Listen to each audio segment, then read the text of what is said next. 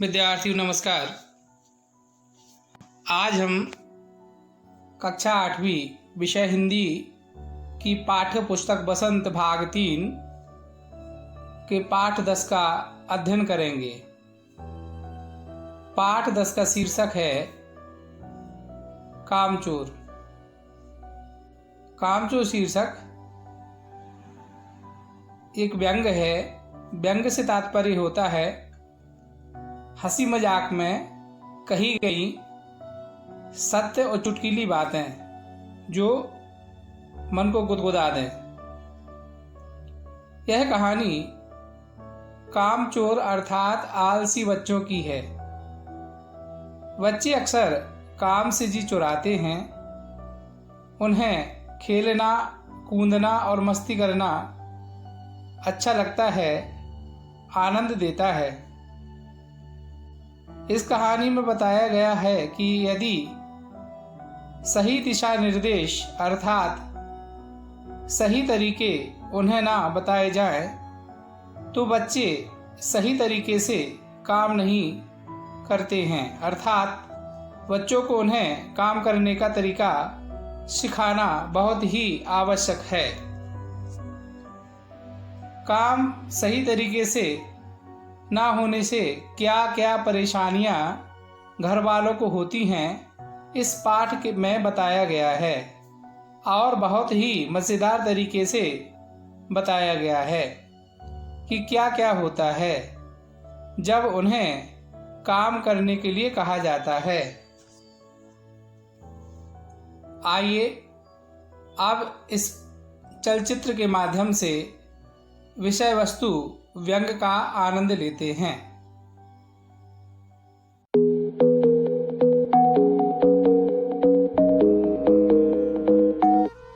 थोड़ी देर के वाद विवाद के बाद यह तय हुआ कि सचमुच नौकरों को निकाल दिया जाए।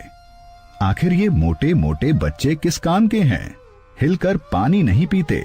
इन्हें अपना काम खुद करने की आदत होनी चाहिए। कामचोर कहीं के। तुम लोग कुछ नहीं करते, इतने सारे हो और सारा दिन उधम मचाने के सिवा कुछ नहीं करते।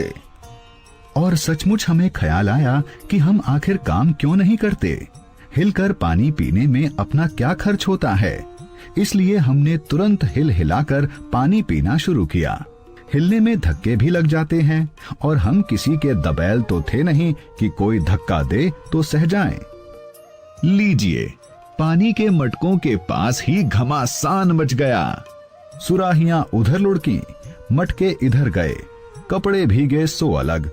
ये भला काम करेंगे ना समझ कहीं के। अम्मा ने निश्चय किया। करेंगे कैसे नहीं? देखो जी, जो काम नहीं करेगा उसे रात का खाना हरगिज नहीं मिलेगा, समझे? यह लीजिए, बिल्कुल शाही फरमान जारी हो रहे हैं। हम काम करने को तैयार हैं, काम बताए जाएं। हमने दुहाई दी। बहुत से काम हैं जो तुम कर सकते हो। मिसाल के लिए, यह दरी कितनी मैली हो रही है, आंगन में कितना कूड़ा पड़ा है, पेड़ों में पानी देना है और भाई मुफ्त तो यह काम करवाए नहीं जाएंगे। तुम सबको तनख्वाह भी मिलेगी। अब्बा मियां ने कुछ काम बताए और दूसरे कामों का हवाला भी दिया।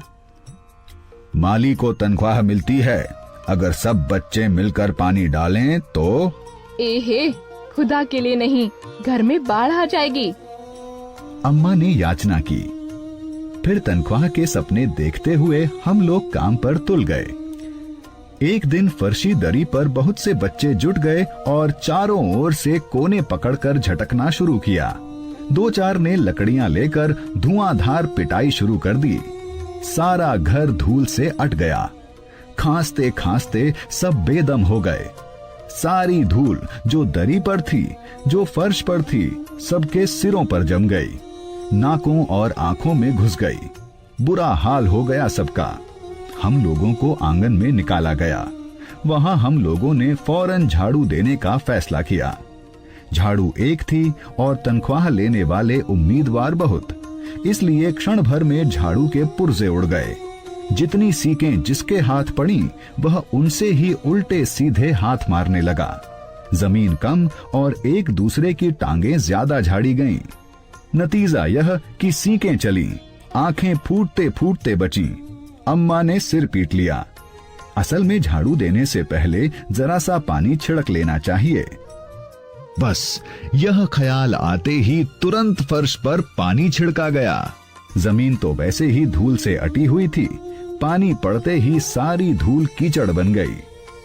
अब सब मजदूर आंगन से भी निकाले गए। तय हुआ कि पेड़ों को पानी दिया जाए। बस सारे घर की बाल्टियां, लोटे, तसले, भगोने, पतीलियां लूट ली गईं। जिन्हें ये चीजें भी न मिली वे डोंगे, कटोरे और गिलास ही ले भागे। अब सब लोग नल पर टूट पड़े।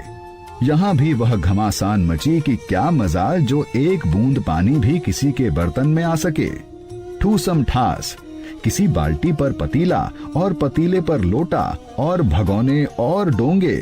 पहले तो धक्के चले, फिर कुहनियां और उसके बाद बर्तन। इस धींगा मुश्ती में कुछ बच्चे कीचड़ में लथपथ हो गए। जिन्हें नहलाकर कपड़े बदलवाने के लिए नौकरों की वर्तमान संख्या काफी नहीं थी। पास के बंगलों से नौकर आए और 4 आना प्रति बच्चा के हिसाब से नहलवाए गए। हम लोग कायल हो गए कि सचमुच यह सफाई का काम अपने बस की बात नहीं और न पेड़ों की देखभाल हमसे हो सकती है। कम से कम मुर्गियां ही बंद कर दें। बस शाम ही से जो बांस, छड़ी हाथ पड़ी लेकर मुर्गियां हाँकने लगे, चल दड़बे दड़बे। पर साहब, मुर्गियों को भी किसी ने हमारे विरुद्ध भड़का रखा था। ऊट पटांग इधर उधर कूदने लगी। आया खीर के प्यालों पर चांदी के वर्क लगा रही थी। 2 मुर्गियां उसी खीर पर से दौड़ती फड़फड़ाती हुई निकल गईं। तूफान गुजरने के बाद पता चला कि प्याले खाली हैं और सारी खीर दीदी के कामदानी के दुपट्टे और ताजा धुले सिर पर लगी हुई है। एक बड़ा सा मुर्गा अम्मा के खुले हुए पानदान में कूद पड़ा और कत्थे चूने में लिथड़े हुए पंजे लेकर नानी अम्मा की सफेद दूध जैसी चादर पर छापे मारता हुआ निकल गया। एक मुर्गी दाल की पतीली में छपाका मारकर भागी और सीधी जाकर मोरी में इस तेजी से फिसली कि सारी कीचड़ मौसी जी के मुंह पर पड़ी, जो बैठी हुई हाथ मुंह धो रही थी। इधर सारी मुर्गियां बेनकेल का ऊंट बनी चारों तरफ दौड़ रही थीं। एक भी दड़बे में जाने को राजी न थी। इधर किसी को सूझी कि बकरीद के लिए भेड़ें आई हुई हैं, लगे हाथों उन्हें भी दाना खिला दिया जाए। दिन भर की भूखी भेड़ें दानों का सूप देखकर जो सब की सब झपटी तो भागकर जाना कठिन हो गया। लष्टम पष्टम तख्तों पर चढ़ गईं, पर भेड़ चाल मशहूर है। उनकी नजर तो बस दाने के सूप पर जमी हुई थी। पलंगों को फलांगती, बर्तन लुढ़काती साथ साथ चढ़ गईं। तख्त पर बानी दीदी के दहेज का दुपट्टा फैला हुआ था, जिस पर गोखरी, टप्पा और सलमा सितारे रखकर बड़ी दीदी मुगलानी बुआ को कुछ बता रही थीं। भेड़ें बहुत निसंकोच सबको रौंदती, मेघनों का छिड़काव करती हुई दौड़ गईं। जब तूफान गुजर चुका तो ऐसा लगा जैसे जर्मनी की सेना टैंकों और बमबारों सहित उधर से छापा मारकर गुजर गई हो। जहां जहां से सूप गुजरा, भेड़ें शिकारी कुत्तों की तरह गंध सूंघती हुई हमला करती गईं। हज्जन मां एक पलंग पर दुपट्टे से मुंह ढाके सो रही थी। उन पर से जो भेड़ें दौड़ी तो न जाने वह सपने में किन महलों की सैर कर रही थीं, दुपट्टे में उलझी हुई। मारो मारो, चीखने लगीं। इतने में भेड़ें सूप को भूलकर तरकारी वाली की टोकरी पर टूट पड़ी। वह दालान में बैठकर मटर की फलियां तोल तोल कर रसोइये को दे रही थी। वह अपनी तरकारी का बचाव करने के लिए सीना तान कर उठ गई। आपने कभी भेड़ों को मारा होगा तो अच्छी तरह देखा होगा कि बस ऐसा लगता है जैसे रुई के तकिए को कूट रहे हों।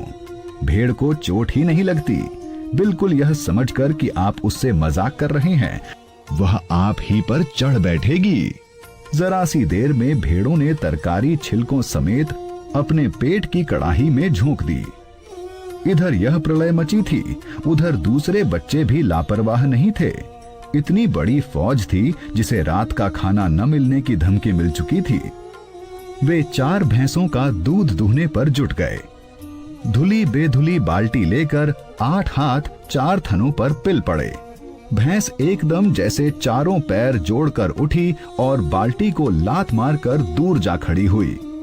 तय हुआ कि भैंस की अगाड़ी पिछाड़ी बांध दी जाए और फिर काबू में लाकर दूध दूह लिया जाए। बस झूले की रस्सी उतारकर भैंस के पैर बांध दिए गए। पिछले 2 पैर चाचा जी की चारपाई के पायों में बांध अगले 2 पैरों को बांधने की कोशिश जारी थी कि भैंस चौकन्नी हो गई। छूट कर जो भागी तो पहले चाचा जी समझे कि शायद कोई सपना देख रहे हैं। फिर जब चारपाई पानी के ड्रम से टकराई और पानी छलक कर गिरा तो समझे कि आंधी तूफान में फंसे हैं, साथ में भूचाल भी आया हुआ है। फिर जल्दी ही उन्हें असली बात का पता चल गया और वह पलंग की दोनों पट्टियां पकड़े बच्चों को खुला छोड़ देने वालों को बुरा भला सुनाने लगे। यहाँ बड़ा मजा आ रहा था। भैंस भागी जा रही थी और पीछे पीछे चारपाई और उस पर बिल्कुल राजा इंद्र की तरह बैठे हुए थे चाचा जी। ओहो, एक भूल ही हो गई, यानी बछड़ा तो खोला ही नहीं, इसलिए तत्काल बछड़ा भी खोल दिया गया। तीर निशाने पर बैठा और बछड़े की ममता में व्याकुल होकर भैंस ने अपने खुरों को ब्रेक लगा दिया। बछड़ा तत्काल जुट गया। दूहने वाले गिलास कटोरे लेकर लपके, क्योंकि बाल्टी तो छपाक से गोबर में जा गिरी थी। बछड़ा फिर बागी हो गया। कुछ दूध जमीन पर और कपड़ों पर गिरा। 2-4 धारें गिलास कटोरों पर भी पड़ गईं। बाकी बछड़ा पी गया। यह सब कुछ ही सेकंडों में हो गया। घर में तूफान उठ खड़ा हुआ। ऐसा लगता था जैसे सारे घर में मुर्गियां, भेड़ें, टूटे हुए तसले, बाल्टियां, लोटे, कटोरे और बच्चे थे। बच्चे बाहर किए गए। मुर्गियां बाग में हंकाई गईं। मातम सा मनाती तरकारी वाले के आंसू पोंछे गए और अम्मा आगरा जाने के लिए सामान बांधने लगी। या तो बच्चा राज कायम कर लो या मुझे ही रख लो, नहीं तो मैं चली मायके। अम्मा ने चुनौती दे दी। मुए बच्चे हैं कि लुटेरे? और अब्बा ने सबको कतार में खड़ा करके पूरी बटालियन का कोर्ट मार्शल कर दिया। अगर किसी बच्चे ने घर की किसी चीज को हाथ लगाया तो बस रात का खाना बंद हो जाएगा। ये लीजिए, इन बुजुर्गों को किसी करवट शांति नहीं। हम लोगों ने भी निश्चय कर लिया कि अब चाहे कुछ भी हो जाए, हिलकर पानी भी नहीं पिएंगे। आपने इस चलचित्र के माध्यम से कामचोर पाठ का आनंद लिया। उम्मीद है कि आपको बहुत मजा आया होगा। अब हम पाठ का सार समझेंगे। इस कहानी द्वारा लेखिका यह बताती है कि किसी कामचोर बच्चे से काम कराने से पहले सही तरीके से उसे काम करना सिखाना चाहिए, नहीं तो सब उल्टा पुल्टा हो जाता है।